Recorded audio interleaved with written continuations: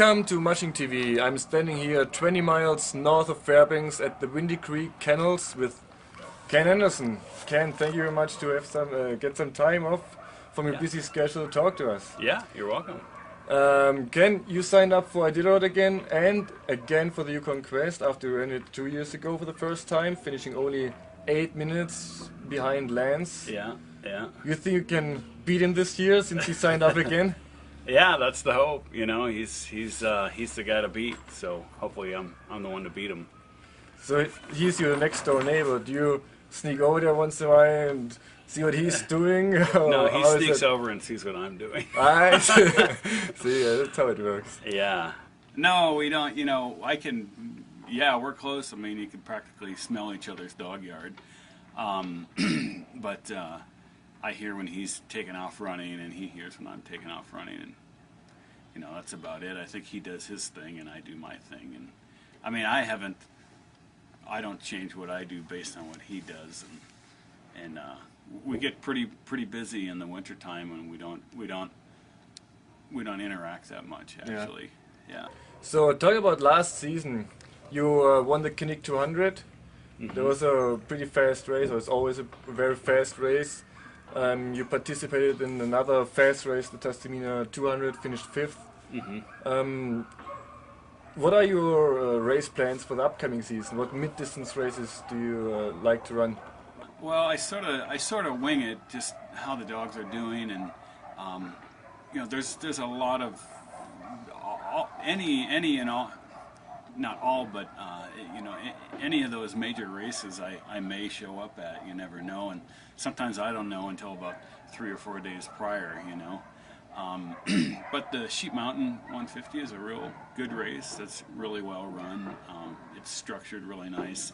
It's getting faster and faster every year, and you know, it's kind of a speed in and amongst itself. It's faster than what we normally train at. I mean, that's a little bit of it. I don't like to admit that, but usually I structure things. I don't go to one of those races if I don't think I can win a little bit of money. Yeah. You know, races are a lot of work. I mean, they're fun. I enjoy racing. That's what I do. But it's you know, hard on the dogs sometimes, and I mean, it's good and bad. You run the risk of injuring dogs, but yet you toughen them in, and I think it's a necessary part of preparing a long-distance dog team. Talk about risk of injuring dogs. Last year the Chin 200 was a very cold race. It was 40 below and the wind was blowing. Mm-hmm. And I suppose you also throw some dogs, like a bunch of other mushers, or had troubles with that race. I don't know what it was about that race, but I was really well prepared, I guess.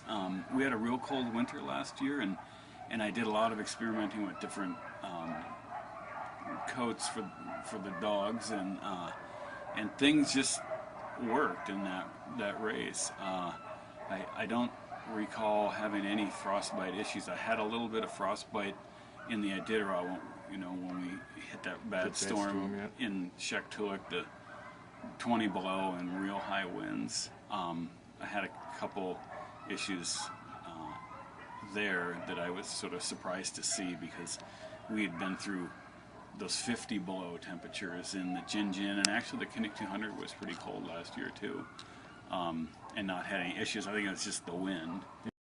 Throughout your race career and also a bunch of other mushers, they seem to have like their trademark looks. You can see the mushers from miles and miles away, not by the dogs or by the sled color. You know exactly, like Lance used to have his beat up red snowsuit, and then Martin has his trademark hat. Maybe not anymore.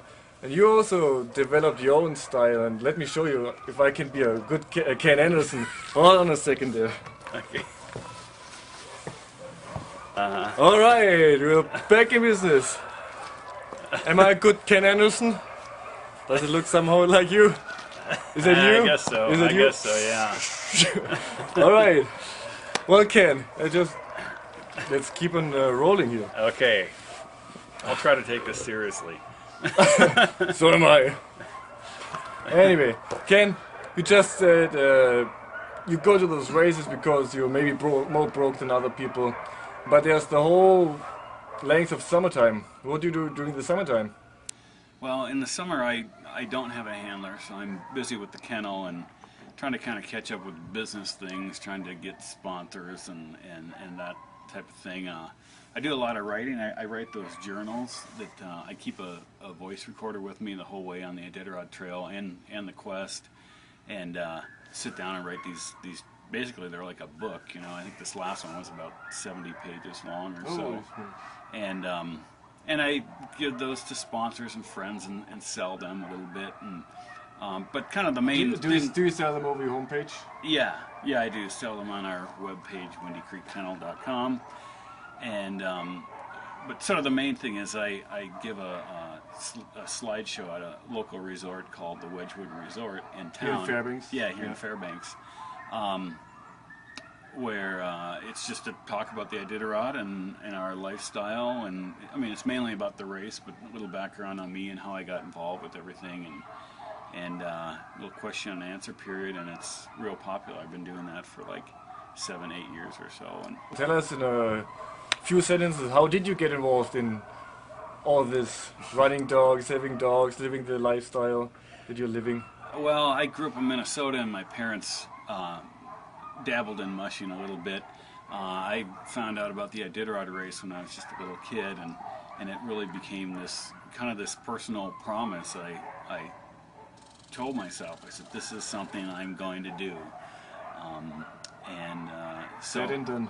Yeah, said and done. I finished, you know, originally I just wanted to finish the race, and that was a goal of mine, and it sort of evolved into a lifestyle, and of course now I want to win. Go for it. Yeah. Your neighbor's still the guy to beat, I guess. Yeah, he sure is. Yeah, I need bragging rights up here on the hill. Yeah. Yeah.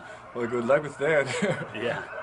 Alright, so I'm gonna hope that I'm gonna see as many mid-distance races as possible. I'm gonna be there and kick some butt. Yeah, we'll give her hell. Alright, thanks Kennedy Yeah. for the interview. Thank you very much. Yeah. Oh man. This is really working out for you, isn't it? It's not. I had a good Ken Anderson.